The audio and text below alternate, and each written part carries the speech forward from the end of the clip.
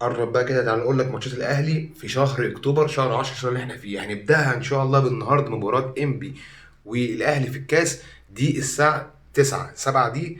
خلاص 7 دي اتاجلت لساعتين. بعد كده ان شاء الله الاسماعيلي يوم 8 اكتوبر لحد الجاي باذن واحد احد. الاسماعيلي في الدوري. بعد كده سيمبا التنزاني في كاس السوبر الافريقي او الدوري الافريقي.